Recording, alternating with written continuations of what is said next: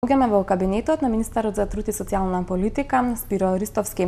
Тема на денешниот наш разговор ќе бидат правата на работниците и обврските на работодавачите кои ги имаат кон нив.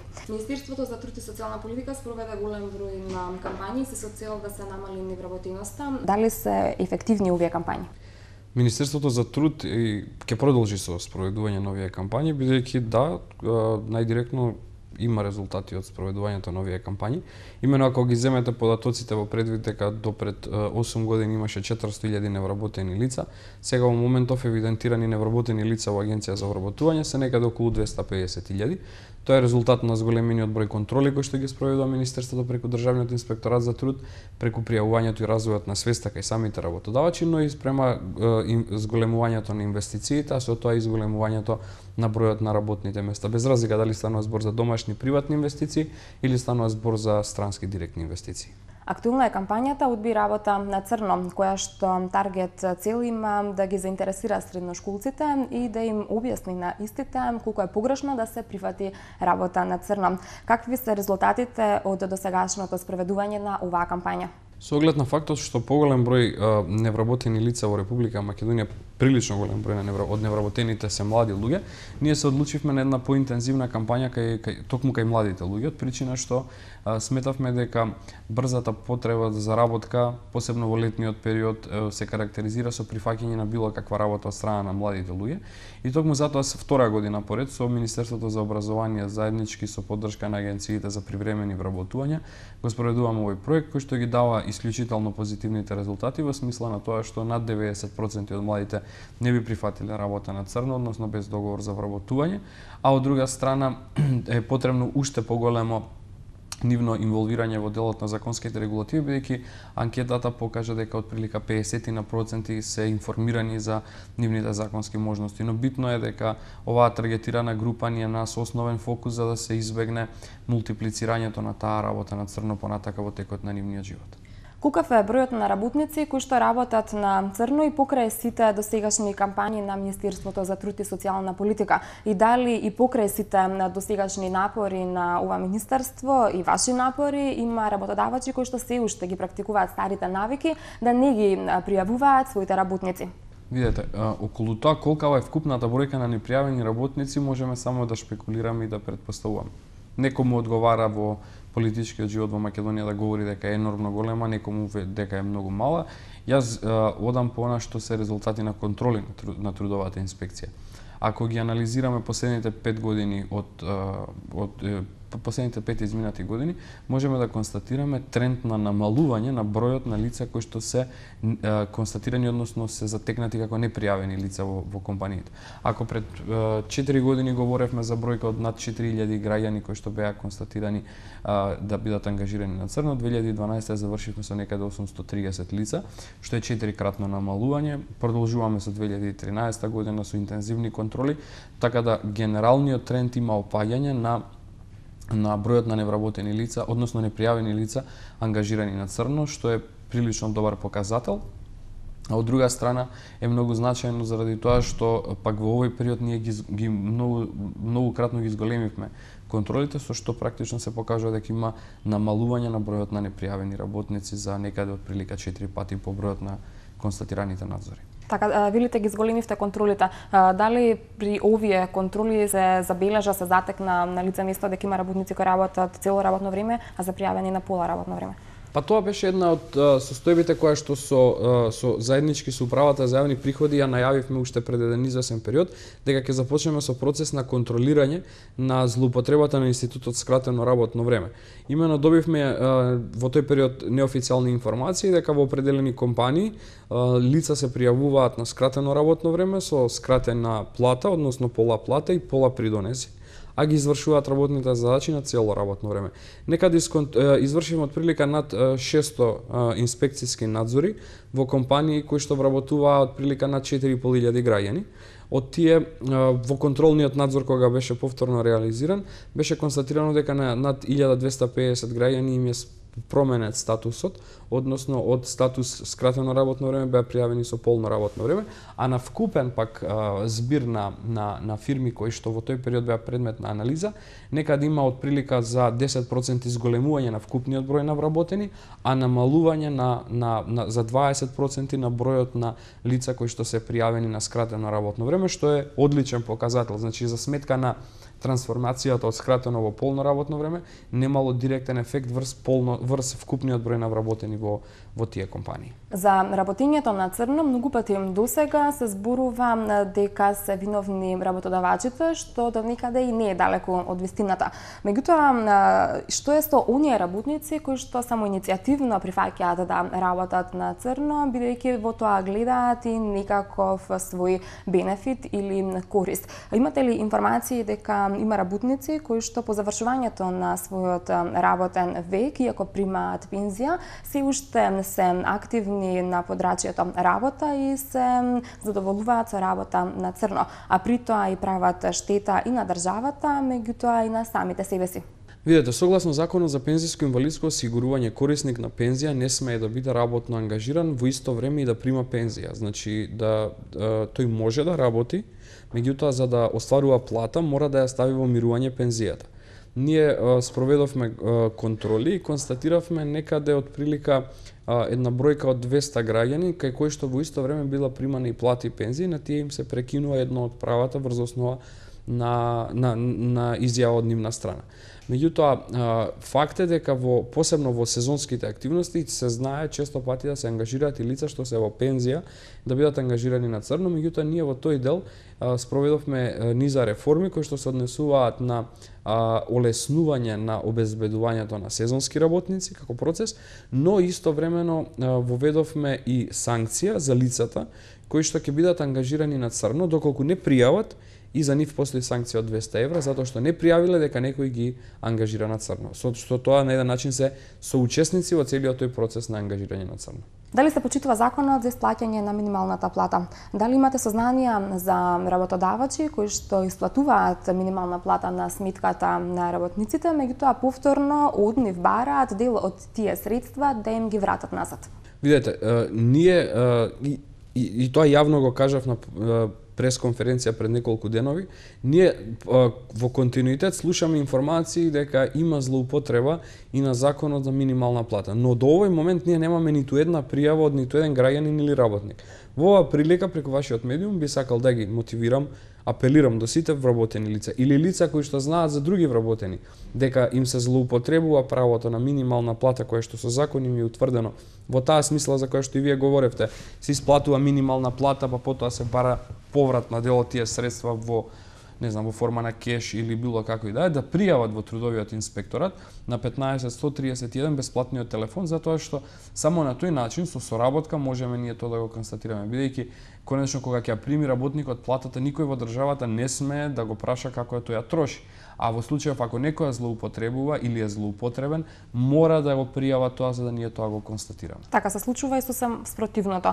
Дел од работодавачите исплаќаат минимална плата, меѓутоа доколку сметаат дека работникот заслужува повеќе, дел од средствата кои што му ги даваат за месецот кој што изминал, му ги плаќаат на црно. Што е со ваквите ситуации, колку е мокно Министерството за труд и социјална политика и Инспекторатот за труд да влијаат за да се променат истите овие појави? И тоа е недозволено од причина што тоа е избегнување па на другата обврската за плаќање на придонеси. Согласно системот на бруто плата или интегрираната наплата на придонеси која што постои од 1.1.2009 година, во Македонија не може да се исплати плата без придонес, а тоа подразбира дека се исплатува придонес на количината, односно висината на платата која што е исплатена. Веројатно дел од работодавачите за да ги избегнат обврските кои што се поврзани со исплата на висината на придонесите се обидуваат на овој начин да го намалат вкупниот износ и тоа е противзаконски и исто така една од состојбите која што апелираме дека треба да се пријавува. Пак ќе кажам, тоа е состојба на индивидуална одлука на работникот дали и колку од тоа ќе пријави. Меѓутоа ако не се пријавува и не се соработува во тој дел, ние многу малку можеме да влијаеме, односно да ги констатираме тие состојби, бидејќи тоа е индивидуално право на работникот и тој мора да помогне во тој дел. Пред точно 127 години, точно на овој ден, голем број работници штрајкуваа со цел да се воведе 8-часовен работен ден. Меѓутоа, денеска дел од работодавачите не го почитуваат токму ова. Дали имате некакви сознанија или од друга страна како мислите да се справите токму со работодавачите кои што ги присилуваат работниците да работат повеќе од 8 часа, а при тоа не им плаќаат никаков надоместок за дополнителното работно време? Се случува и тоа во рамки на нормалата. Значи не е тоа состојба која што доминира како пријави. Меѓутоа да, се случува и ние постојано тоа го контролираме. Знаете како во рамки на она што вие го споменавте, тогаш била борбата да се обезбеди минимумот, односно максимумот, со тоа што се знае дека во текот на еден работен ден неопходно е да постои дневен одмор, во вкупната недела да постои неделен одмор, меѓутоа 8 часа е период во кој што може да се реализираат тие работни обврски. Ние и денеска постои и 12 часа работа, меѓутоа тоа е дополнителна работа. На вкупниот, односно основните 8 часа може да се работи плюс уште неколку сати. Меѓутоа, значајно е дека треба да се истекне дека дополнителната работа дополнително се исплатува и дополнителен приход. Тоа е веќе одлука во договор помеѓу работникот и работодавачот. Меѓутоа, никој не смее да биде задржан повеќе од 8 часа, а за тоа да не му биде дополнително платено. И ние во ситуација на такви контролни надзори, сега воведовме и дополнителна можност да работодавачите електронски пријават дополнителна работа, за да, при констатација на наша инспекција, да не речат немале време да пријават, сега и електронски може да го пријават тоа, дека планираат да задржат една група или поединец, или вкупно да ги задржат вработените во дополнителни 4 часа. А тоа многу лесно се констатира потоа при процесот на исплата на плата и контрола на популарните картончиња за исплата на плата. Добивате ли вакви пријави, како што кажавте, по електронски пат?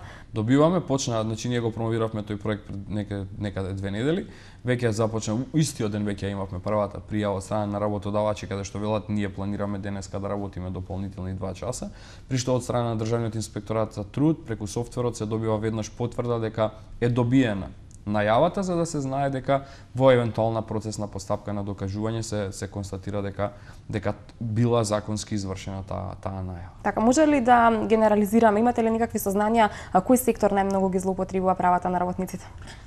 Видете, тоа е неколку пати сме го анализирале, карактеристично е во периодот на годината. Значи зависно од сезоната, зависно од годишното време и од најголемиот интензитет на работни задачи. Сега ближи лето, ближат летните сезони, но исто така ближи и периодот на активност на земјоделските компании или земјоделските комбинати.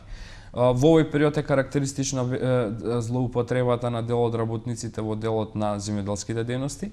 Затоа го сменивме оној дел кој што го споменав претходно, кој што се однесува на сезонските работници. Исто така сезонските работници во делот на туристичката дејност, но и исто така карактеристични се во тој период на 9 месеци, со исклучок на зимскиот период, активностите кои што се спроведуваат во градежниот сектор, каде што има градежни работници и секако тука е трговијата. Во главном се тоа гранки во кои што има голема фреквенција на работници, влез и излез на работници, периодично во зависност од како што споменав условите кои што во дадениот момент налагаат.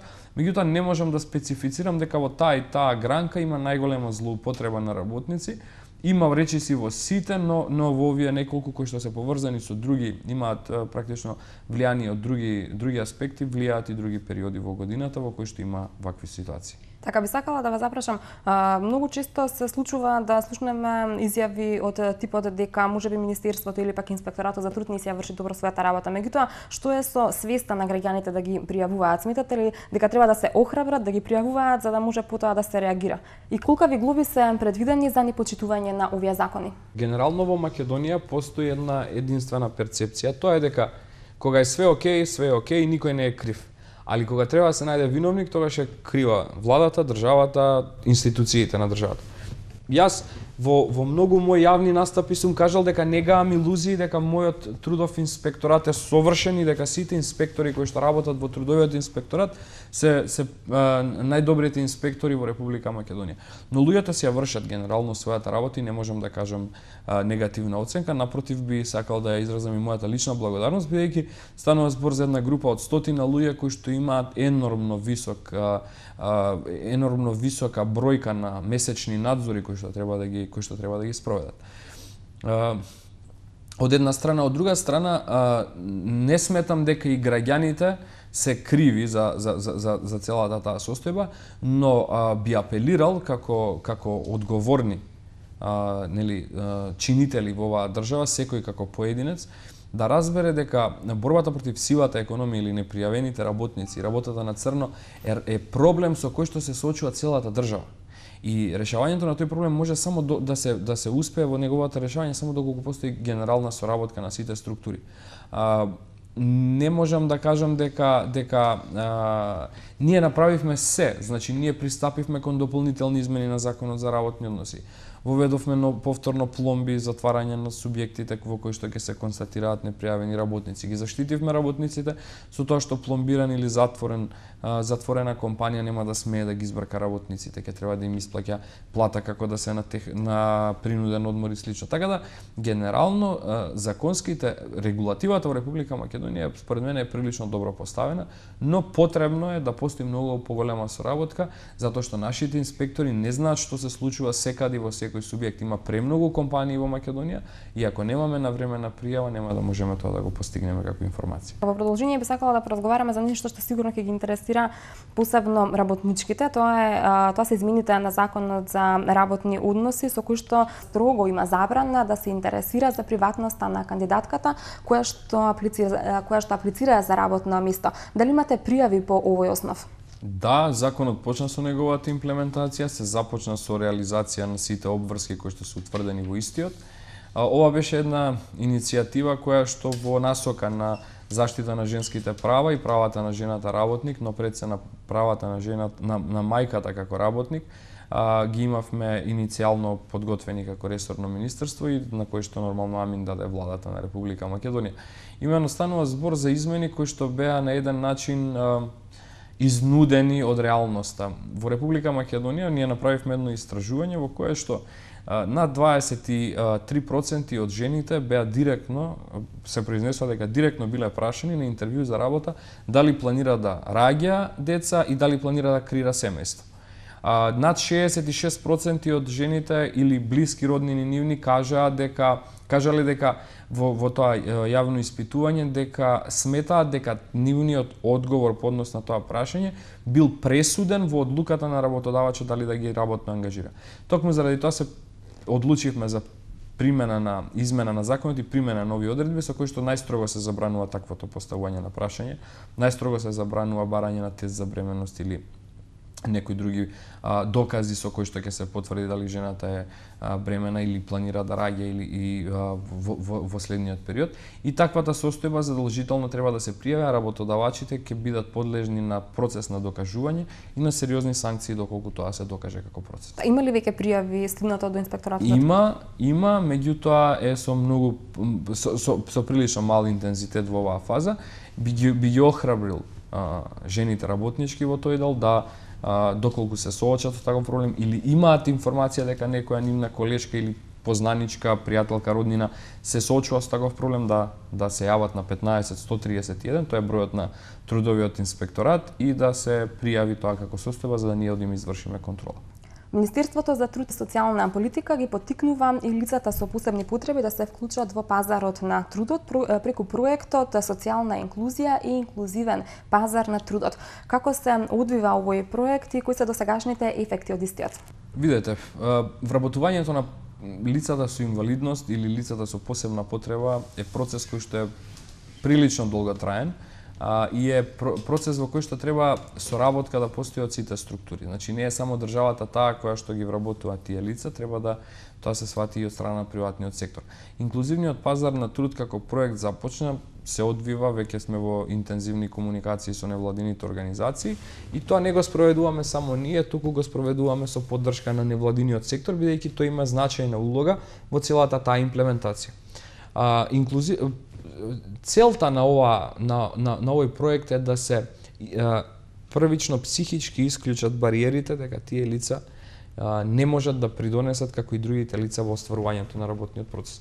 Ние во нашето министерство имаме, колку за илустрација, например, имаме 3 слепи лица кои што работат во кол центарот на нашето министерство. Имаме лица кои што имаат други типови на посебни потреби. Имаме глуво и глуво лице кое што работи во рамки на службата на министерството. Имаме волонтер лице кое што има Даунов синдром и тоа се состојби кои што придонесуваат за една емотивна надградба на квалитетот на обврските и на работата која што ја спроведуваат и другите вработени во министерството. Знаете, ние можеби не можеме да очекуваме полн капацитет на реализација на определени обврски затоа што тоа лице очигледно има некаква посебна специфика или посебна потреба.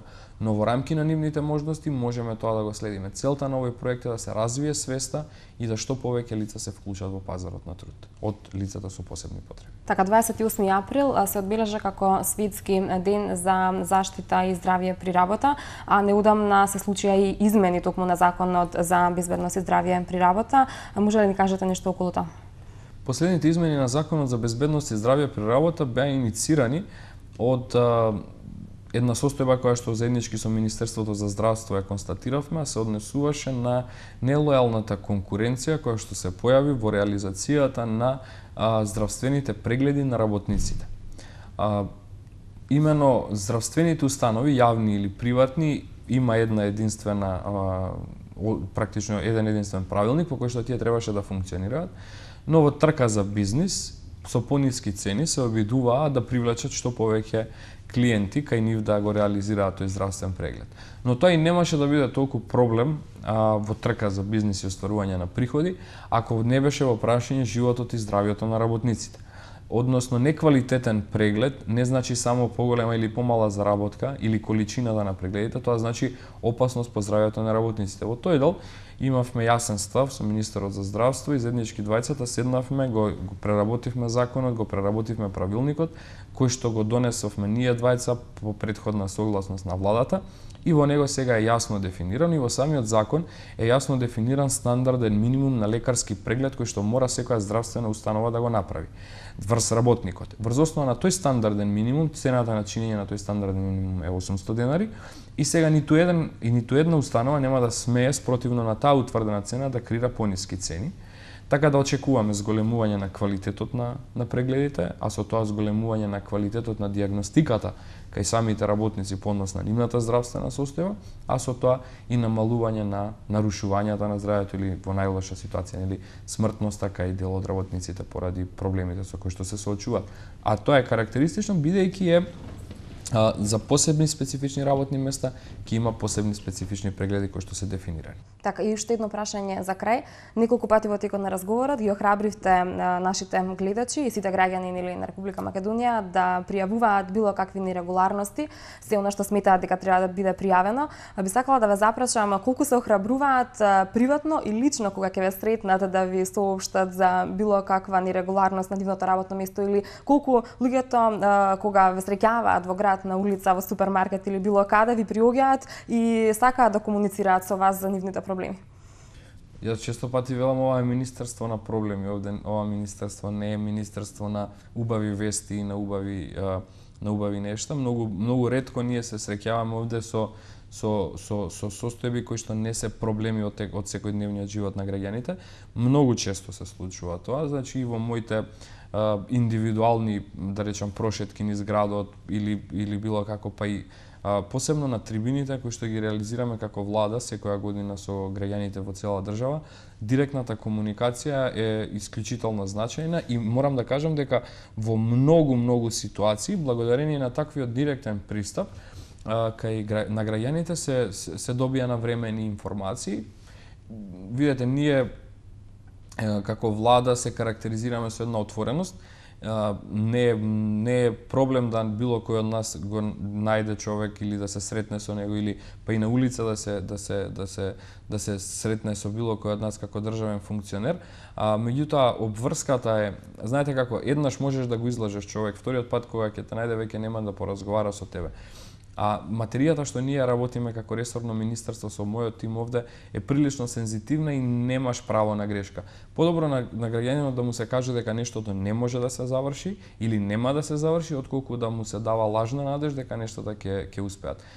Така да мислам дека во тој дел има храброст кај граѓаните, посебно се мотивирани кога ќе се сретнеме лично да ги изнесат тие аргументи, што за мене е мотив повеќе дека треба да се продолжи со ист интензитет.